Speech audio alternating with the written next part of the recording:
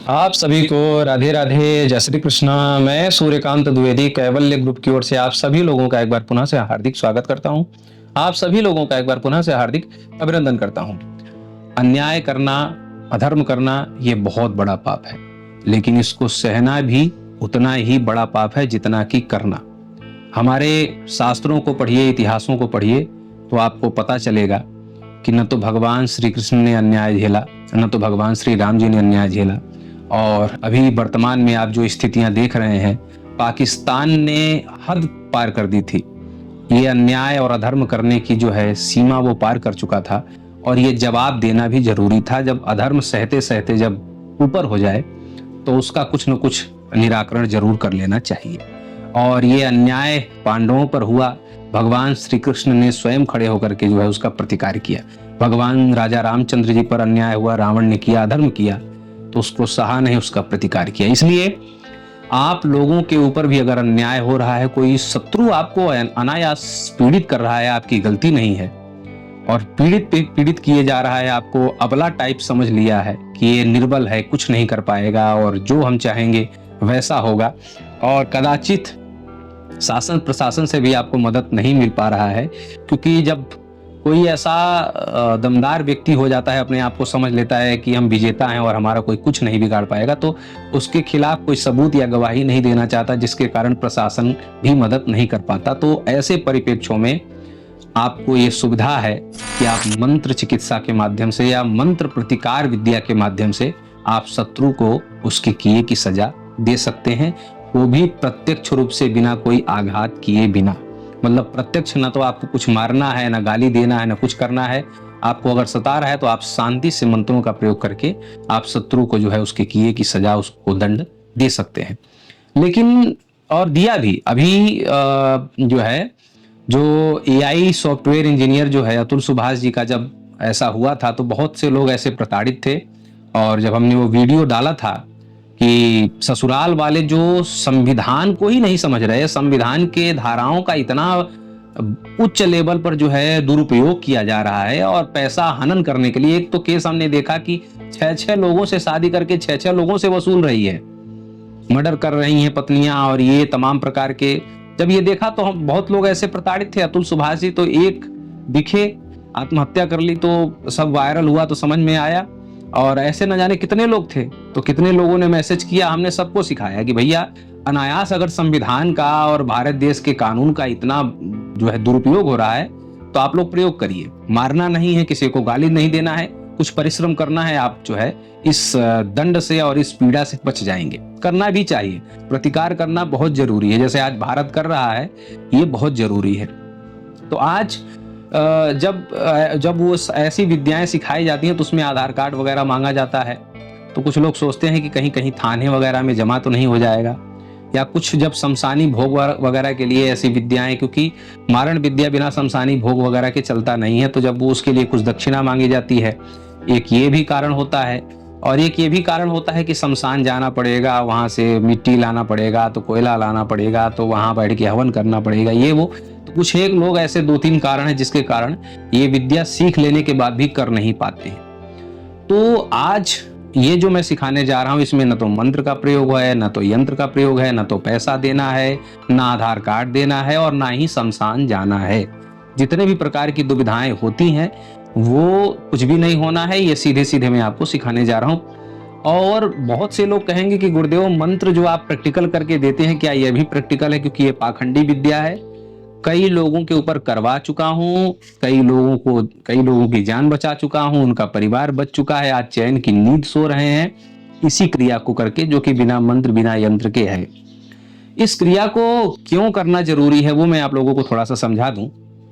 एक कहानी पूज्य साकेतवासी राजेश्वरानंद रामायणी जी, जो रामकथा वाचते थे, आप लोग यूट्यूब पे सर्च करके देख सकते हैं, उनके मुंह से मैंने सुनी थी कि एक गांव में एक सांप रहता था, बड़ा खूंखार और बड़ा गुस्सैल सांप रहता था एक कुएं के पास।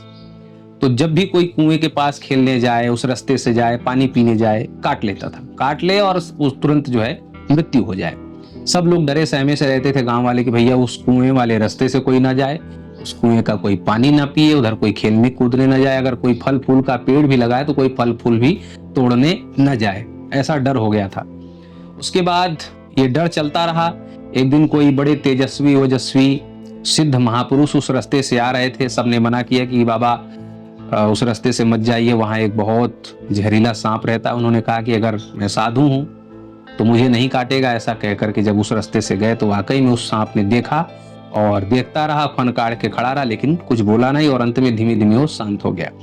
बाबा ने उसके बगल में बैठ करके उसको समझाया कि देखो, कुछ गलत कर्म तुमसे हुआ होगा जिसके कारण तुम सांप बने। आगे से अब ये कर्म न करो। तुम्हारे काटने से कितने लोगों की जान जा चुकी है, ये सब पाप बन रहा है और जीवन सुधारना चाहिए, जीवन बिगाड़ना नहीं चाहिए। बाबा ने समझाया, सांप मान भी गया। ये कथा की बात है, बस कुछ कारणों से मैं आपको ये बात सुना रहा हूँ। तो मान गया। अब गांव वाले धीमे धीमे ट्राई करें कि ये काटेगा कि नहीं काटेगा, तो कोई पत्थर मारे, कोई चप्पल मारे, कोई डंडा मारे, कोई तो सांप भी, क्योंकि बाबा समझा के गए थे तो गुरु जैसा मान करके गुरु आज्ञा कैसे उल्लंघन करके, सांप भी कुछ बोले नहीं, काटे नहीं, दौड़ाए नहीं, शांत एकदम। मार खाते खाते खाते खाते वो मरे सा हो गया। बस सांसें गिन रहा था कि कब यमराज के यहाँ से दूत आए, हमको ले जाएं। उसी परिप्रेक्ष्य में फिर वो बाबा आए गांव में उसी रास्ते से कि भैया वो जो सांप हमारा चेला था, शिष्य था, कहाँ है? तो देखे कि एक झाड़ी में जो है अधमरा सा पड़ा हुआ है, सांसें गिन रहा है। जब गए, क्यों भाई ऐसा क्यों हो गया? तो उसने फिर जैसे अपनी भाषा में व्यक्त किया होगा कि भैया ये गांव वाले हमको अब मारते हैं, हमने काटना छोड़ दिया, डराना छोड़ दिया, दौड़ाना छोड़ दिया, तो अब ये लोग हमें प्रताड़ित कर रहे हैं। तो वो बाबा ने कहा कि हमने काटने के लिए, मतलब जहर देने के लिए मना किया था, फुफकारने के लिए थोड़ी मना किया था। तुम फुफकारो, पूरा अलाउ है। फिर उसने जो है जब गांव वाले डंडा या पत्थर लेकर के आए, फिर जो दौड़ाए और फुफकारे, काटे नहीं, जहर नहीं डालना है, बस केवल फुफकार मारनी है। ये मैं इसलिए सुना रहा हूं कि कभी कभी जो है मंत्रों का प्रयोग आप नहीं कर सकते, आधार कार्ड भेजने में दिक्कत है, दक्षिणा या शमशानी भोग लगवाने में दिक्कत है, या शमशान जाने में दिक्कत है, बच जाइए। आप अपने घर पे तो कर सकते हैं, और जरूरी नहीं है कि आप जहर ही बोएं। फुफकारने से भी आपका काम हो जाएगा, और काम हो गया तब आपको ये बता रहा हूं, कितने लोगों का हो चुका है। तो करना क्या है कि जैसे शत्रु आपको प्रताड़ित कर रहा है, शत्रु अधिकांश जो मुझे सुनने में आता है कि अगल बगल का है, या कोई भाई है, या कोई रिश्तेदार है, वो प्रताड़ित कर रहा है। तो ऐसे दुष्टों से कैसे बचा जाए, और शासन प्रशासन से भी आप मदद नहीं ले पा रहे कुछ कारणों को लेकर के। ऐसे में क्या करना है कि आपको अपने घर में ही रहना है, आपको अपने घर में ही क्रिया करनी है। ना तो मंत्र याद करना है, ना तो मंत्र की क्रिया करनी है, ना तो शमशान जाना है, कुछ भी नहीं करना है। जो मारण में सामग्रियां लगती हैं, जैसे कि नारियल, नींबू, सिंदूर, काली उड़द, दही, काला जायफल, और जो है जौ के आटे का बना हुआ पुतला, वो गोल गोल गोल गोल जो मारण वाला काले जादू वाला घेरा, ये सब थोड़ा थोड़ा आप यूट्यूब वगैरह से कहीं से सीख लीजिए। ठीक है, ये सब आप लोग इतना तो सब जानते ही हैं, और ये कहीं कहीं से थोड़ा थोड़ा ज्ञान अर्जित कर लीजिए कि मारण वगैरह में कैसे कैसे होता है। बस आप अपने घर में ही जो शत्रु के मकान की जो दिशा है, जिधर शत्रु का घर है, आप अपने घर पे कर लीजिए। कोई बाउंड्री हो वहां कर लीजिए, आप अपने खेत में कर लीजिए, कहीं आपके अंडर में पीपल या बरगद का पेड़ आता हो वहां कर लीजिए, आप अपने घर के छत पे कर लीजिए, आंगन में कर लीजिए, और ऐसे स्थान पर करिए कि जहां से शत्रु देख सके कि रात में काला कपड़ा और ये दीपक और या मोमबत्ती जला करके गोल गोल घेरे में नारियल, नींबू, जायफल, पुतला ये रख करके कुछ हो रहा है। शत्रु को पता चलना चाहिए। और अगर शत्रु आसपास का नहीं है, दूर का है, तो कुछ फोन वगैरह या कुछ किसी से, किसी ऐसे व्यक्ति से, क्योंकि आपके रिश्तेदारों में, आपके परिचय में कोई ना कोई एक आदमी ऐसा जरूर होता है, चुगलखोर टाइप का, कि जिसको अगर थोड़ा सा बात बता दो तो वो दो चार बातें और जोड़ करके लोगों में बताता है, रिश्तेदारों में या परिचितों में बताता है कि ऐसा ऐसा हो रहा है, वो ऐसा कर रहा है। तो ऐसा कोई चुगलखोर टाइप का जरूर होता है, हर किसी के रिश्तेदारी में, हर किसी के परिचय में होता है। तो उसको फोन से या स्टेटस वगैरह लगा करके कुछ ऐसा बताएं कि हम कुछ फलाने के नाम से कर रहे हैं, उसने बहुत प्रताड़ित कर रखा है, बहुत पैसा खा रखा है, बहुत ज्यादा हमको दुखी कर रखा है, ये वो उस जो है चुगलखोर से बताएं, चाहे वो महिला हो पुरुष हो, और उससे बता दें तो वो चार बातें और जोड़ करके सामने वाले तक पहुंचा देगा कि आपके नाम से कुछ क्रियाएं, पुतला उतला कुछ हो रहा है। और अगर शत्रु जो है अड़ोस पड़ोस का हो, आसपास का हो, तो उसके घर की दिशा की तरफ मुख करके आप क्रिया करिए। और अगर वो इस बात को वो पुलिस वगैरह में भी नहीं कह सकता, कोई कंप्लेंट वगैरह भी नहीं करवा सकता, उसका कारण ये है कि इसका आप कह दीजिए कि भाई हम अपने घर में कर रहे हैं, हमें दिन में पूजा करने का समय नहीं मिलता, हम रात में कर रहे हैं, तो इसका कोई भी जो है कोई भी कानूनी प्रक्रिया भी नहीं हो सकती। और कानून भी ये बात जानता है कि कौन अच्छा है कौन बुरा है, बस ये है कि सबूतों के अभाव में कानून भी कुछ प्रक्रियाएं नहीं कर पाता है। ठीक है, तो आप कह दीजिए कि भैया हमें रात में ही समय मिलता है, हम रात में ये पूजा कर रहे हैं, अपने घर में कर रहे हैं, अपने बाउंड्री में कर रहे हैं, अपने छत पे कर रहे हैं, इनसे क्या लेना देना। आप ये करिए, आपका ये फुफकारना वो जहरीला काटने से कहीं गुना ज्यादा घातक होगा।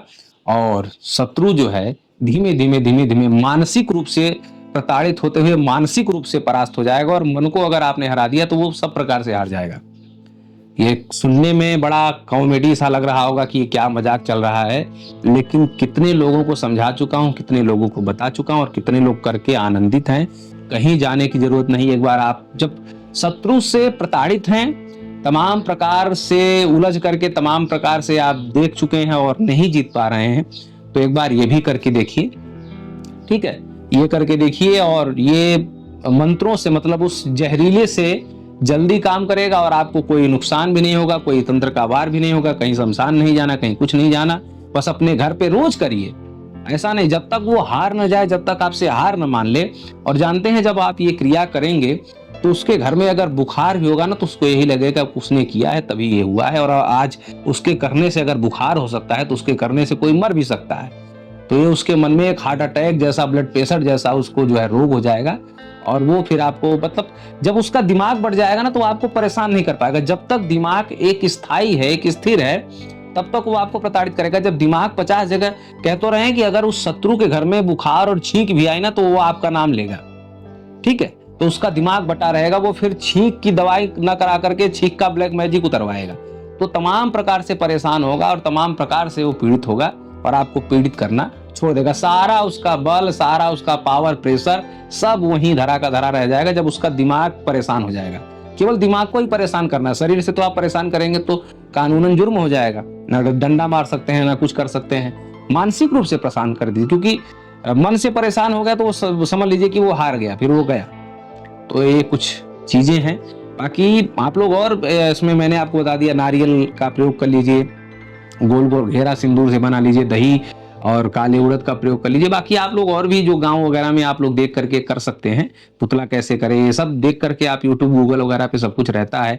कांटा वाटा चुभा दीजिए, सुई वगैरह चुभा दीजिए, ऐसा करिए तो उसको थोड़ा सा भी दर्द होगा तो लगेगा कि नहीं उसने कांटा उस दिन चुभाया था हमारे सामने, हमारे घर के बगल वाला, तो फिर इसीलिए मुझे ये दर्द हो रहा है। तो ये मन उसका दुखी, मन बट जाएगा तो फिर आपको परेशान करना छोड़ देगा, और डरेगा कि भैया ये आज मुझे बुखार ला दिया और मुझे जो है दर्द ला दिया, तो फिर कहे धीमे धीमे मेरे शरीर को जो है बस में करके और शरीर को अंडरलाइन करके मुझे कभी भी ये खत्म कर सकता है, तो वो फिर आपको परेशान करना छोड़ देगा। तंत्र इतना बलवान चीज है कि अगर सही इसका कोई व्यक्ति जानकार हो और सही से सदुपयोग करना जानता हो तो फिर तंत्र के जानकार को कोई छेड़ भी नहीं सकता। ये तंत्र इतनी महान विद्या, बस पता नहीं लोग इसको क्यों बड़ा ही जो है निगेटिव सोचते हैं, लेकिन तंत्र में इतनी शक्ति है कि अच्छे अच्छे लोग डमाडोल हो जाते हैं इस विद्या के बल पे।